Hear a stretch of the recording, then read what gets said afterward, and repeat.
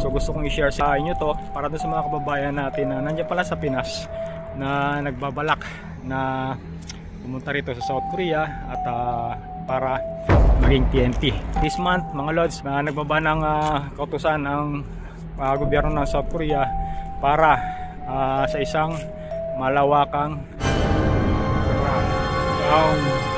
So ano ba yung crackdown mga lods?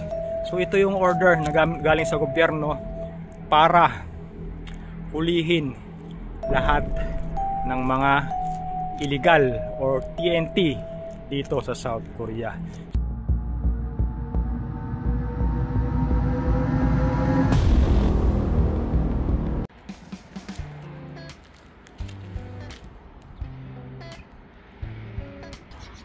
Hey, what's up guys? It's me Marlon, just for Fun TV. Welcome sa ating YouTube channel.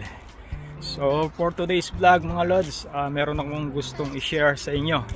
So itong vlog na to is sabihin natin na medyo extra special kasi nga hindi to para doon sa mga usually mga sinishare natin tungkol sa mga kababayan natin na EPS, yung mga E9 visa.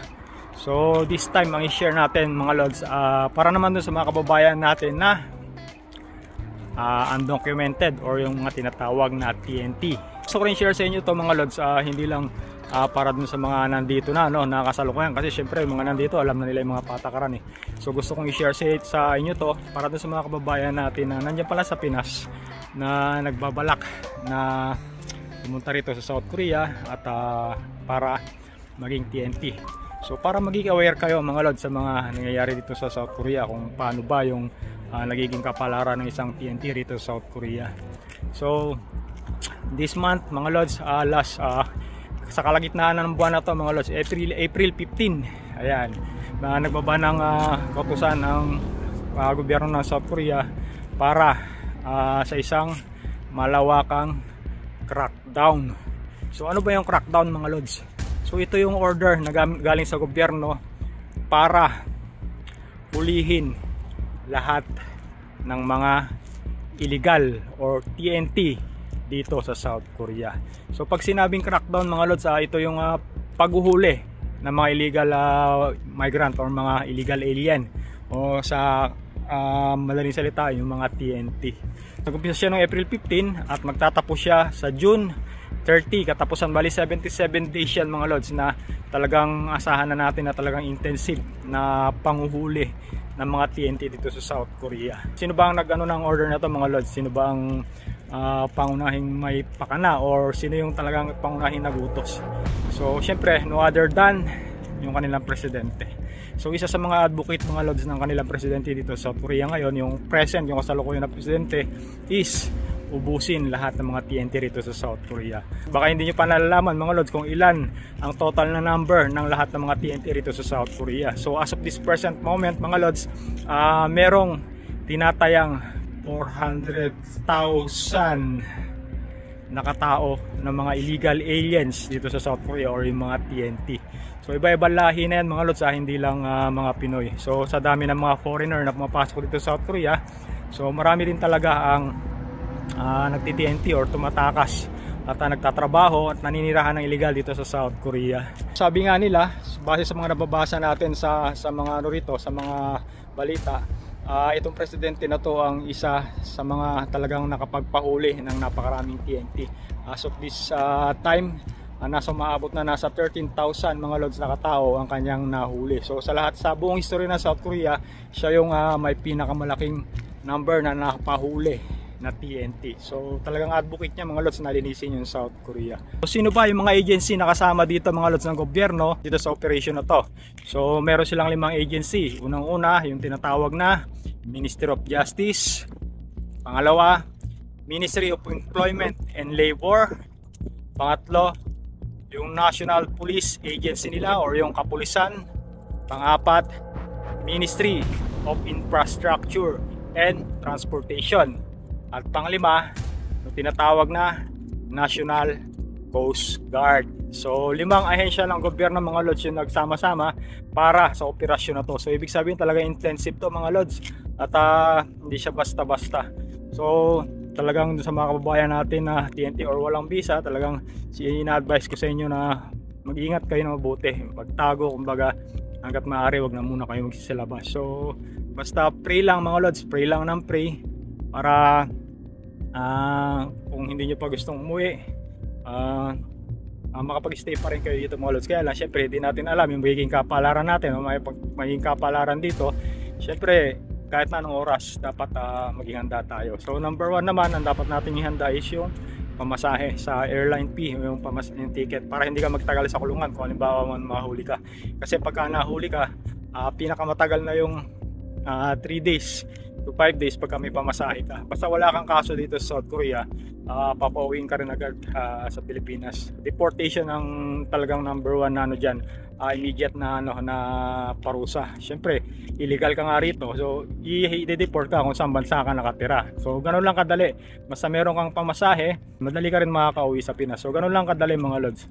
Pero kung meron kang kaso, ayan, doon ka ng konti, mapipending ng konti sa kulungan, kasi nga imbestigahan pa nila yung kaso mo kung kailangan ng penalty. Ayan, so kapag nahuli ang isang TNT mga lods, ganito ang sistema, yung sinasabi ng ilan na mayroon daw multa. So nasa sa inyo yan, depende sa inyo yan. Sa pagkakaalam ko, sa mga naririnig ko mga lods, sa mga kababayan natin na nahuli, so pagka nahuli ka, tatanungin ka ng immigration kung gusto mo pang bumalik dito. So kung may balak kang bumalik dito sa South Korea, ayan, papabayaran sa iyo yung penalty mo. So every year may mga corresponding amount mga lods ng ng parusa or ng amount. Halimbawa, isang taon is 1 million. So kung 5 years ka nag-enter rito, sabihin na natin na 5 million. So bali rough estimate lang yan mga lods, hindi ako sigurado sa exact amount, pero sabihin na natin sa madaling salita, ganun yung magiging penalty. So kung 5 years, halimbawa sabihin natin 5 million, kung gusto mo pang bumalik dito sa South Korea, ayan, hindi nila tatatakan yung passport mo ng 68-1. Ibig sabihin na deportation nag-illegal ka rito nag-illegal alien ka rito sa South Korea. So hindi nila tatatakan yung passport mo, possible na makabalik ka pa rin dito sa South Korea. Pero parang trap lang yun mga lods, parang trap lang. Kasi kahit na magbayad ka o hindi, sabi nila talagang mababan ka rito sa South Korea ng more or less 5 years. So kahit na magbayad ka, may record ka na. So malabo pa rin na makabalik ka rito kaagad. So yung iba ang ginagawa, hindi na lang nagbabayad. So ibig sabihin nun, pag hindi ka nagbayad, talagang permanently ban ka na rito sa South Korea, hindi ka na makakapasok. So yun ang natin, yun ang mga balita natin sa mga kababayan natin na nahuli na. So sa mga kaibigan natin na nandiyan sa Pinas na nagbabalak na mag-TNT rito, ayan, ganito po ang sitwasyon dito pagka TNT ka dito sa South Korea. Wala kang kasiguraduhan kung kailan ka mahuhuli. Meron dyan, halimbawa kati-TNT lang, 1 buwan pa lang, ayan, nahuli na. So meron naman iba na tumatagal na umaabot ng 20 years, 25 years dito sa South Korea na TNT. So nasa sayo. Kung halimbawa naman na ikaw ay isang Pilipino na gusto mag-TNT dito sa South Korea, so hahangarin mo ba? Mas gugustuhin mo ba na mag-stay dito sa South Korea ng ganong katagal? 15 years, 20 years, 25 years? Halos inubos mo na yung kalahati ng buhay mo dito sa South Korea. So sa mga kababayan natin, ayan, advice ko sa inyo, kung halimbawa man na balak nyo mag-abroad, kahit na hindi TNT, basta mag-stay lang kayo mga lods, magtrabaho lang kayo sa ibang bansa para mag-ipon ng inyong puhunan or ng inyong magiging pondo sa Pilipinas. Alam naman natin na dito sa abroad, hindi naman tayo habang buhay na nandito, lalo lang kung TNT ka, diba? Anytime pwede kang mahuli. So number 1, dapat mag-ipon ka. So kung ano man mangyari sa'yo, mahuli ka man, pag-uwi mo ng Pinas, tayo ka ng negosyo. Huwag mong ubusin yung panahon mo rito sa abroad mga lord. Sayang yung pagkakataon na pinalalampas mo na hindi mo kapiling yung pamilya.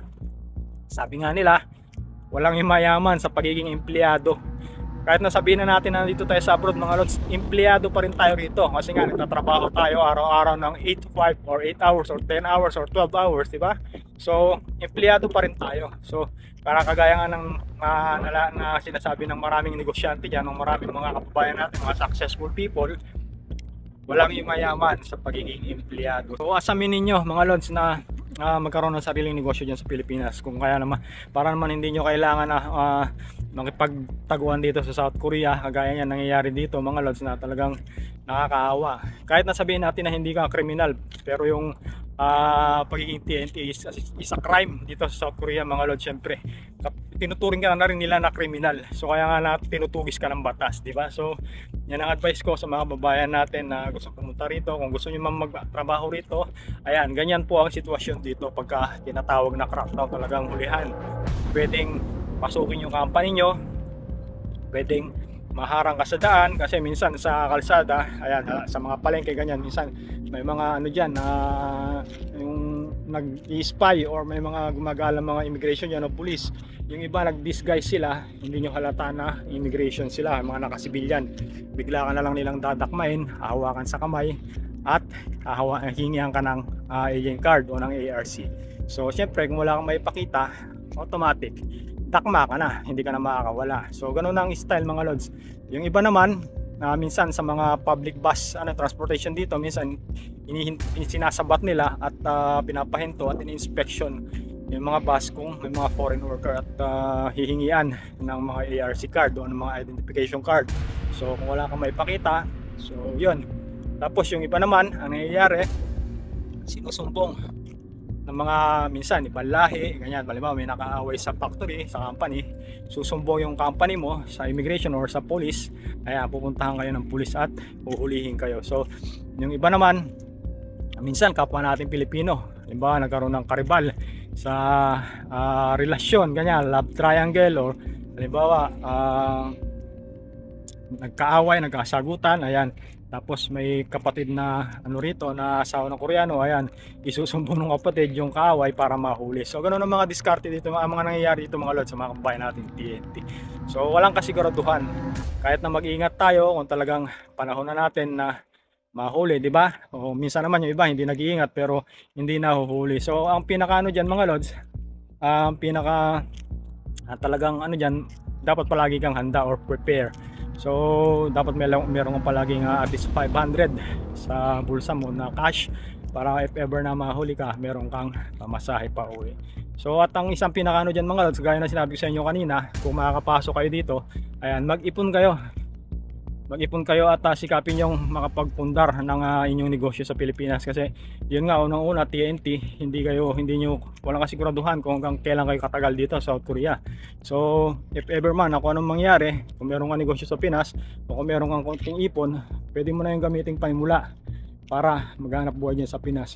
Sabi nga sa inyo mga lods, lately ko lang din na-realize doon sa mga vlog or sa mga video, sa mga real talk ni Boss RDR, ayan, Raymond de los Reyes mga lods. Sabi niya doon sa isang video niya, bakit tayo mga OFW daw mas pinipili natin na mag-stay na matagal dito sa ibang bansa or sa abroad. So syempre ang sagot natin diyan yung comfortability na buwan-buwan may sinasahod tayo, buwan-buwan may sigurado tayong kita, di ba? Unlike pag umuwi tayo ng Pinas, magnegosyo tayo, hindi naman natin guaranteed nakikita tayo. So yung comfort zone o yung pagiging komportable doon sa kinikita natin monthly, pero alam naman natin na hindi naman tayo permanente rito sa abroad. So uuwi rin tayo sa Pilipinas. So talagang pinaka pinaka the best na mag-put up tayo ng sarili natin kakitaan sa Pinas, di ba? So lately ko lang na-realize mga lods, ilang taon na ako rito, yung time freedom, yung panahon, yung pagkakataon na kasama natin yung pamilya natin, di ba? Habang lumalaki yung mga anak natin, hindi mababayaran ng pera. So oo na mahirap sa Pilipinas. Oo, talagang alam ko, aminado ako na mahirap ang buhay sa Pinas, na kung halimbawang uwi tayo dyan at wala tayong mahanap na maayos sa trabaho, hindi natin maibigay sa pamilya natin yung ginhawa na pinapangarap natin. Pero kaya nga sabi ko sa inyo, mag-ipon kayo, ayan, magtayo kayo ng sarili nyong negosyo, at pagdating ng panahon, yung kinikita nyo rito sa abroad, doble, triple, 4 times, 5 times pagka nagtagumpay kayo bilang negosyante dyan sa atin sa Pilipinas. May maraming opportunity sa Pilipinas mga lods, lalo na ngayon nasa digital age na tayo mga lods. Basta mag-diskarte ka lang sa Pilipinas, kikita ka at hindi ka magugutom. So yung mga kababayan natin na nasa Middle East, yung sa mga ibang bansa na mga DH mga lods, ito bigyan ko kayo ng realization mga lods. Diyan sa Middle East, magkano kinikita nyo dyan? Maabot ng 20,000, 24, 25 sa isang buwan. Anong klase yung mga experiences nyo dyan, yung mga treatment sa inyo ng mga naging amo nyo? So sigurado hindi naman lingid sa kalaman ninyo na marami sa mga kababayan natin na dumadanas, di ba, ng pagmamaltrato, pagmamalupit.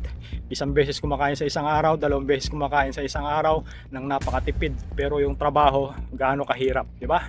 So isipin nyo yan mga lods, yan 20,000 na kinikita nyo dyan, 25,000 kung uuwi ka sa Pilipinas, pwede mong madoble yan, triple, 5 times, kasama mo pa yung pamilya mo. At hindi ka nakikisama sa ibang tao at hindi pa naka-risk, wala pang risk, hindi pa nasa panganib yung buhay at kalusugan mo, di ba? So make a realization mga lods. Ano nyo dyan, isipin nyo mga lods yung sitwasyon nyo dyan sa ngayon at kung uuwi kayo sa Pilipinas. So isi-share ko sa inyo mga lods dahil matagal lang tayo dito sa South Korea, no? At napapansin ko na parang walang nangyayari sa mga pinagpapaguran natin dito. So I'm trying to change my I'm trying to change my mindset. So I'm trying to shift yung mindset ko mula sa pagiging OFW, empleyado, into something na kung saan nakakapamuhay ako dito sa Pilipinas nang hawak ko yung oras ko na kasama ko yung pamilya ko. Yun ang pinaka-importante mga lods, yung time freedom, yung kasama natin yung pamilya natin sa natitirang mga oras natin sa mundo. So ayan mga lods, medyo na yung share ko sa inyo, medyo lumawak na, medyo lumayo na, pero gusto kong ma-realize yung mga lods, gusto kong ipa sa inyo na kung gaano kahirap dito sa abroad.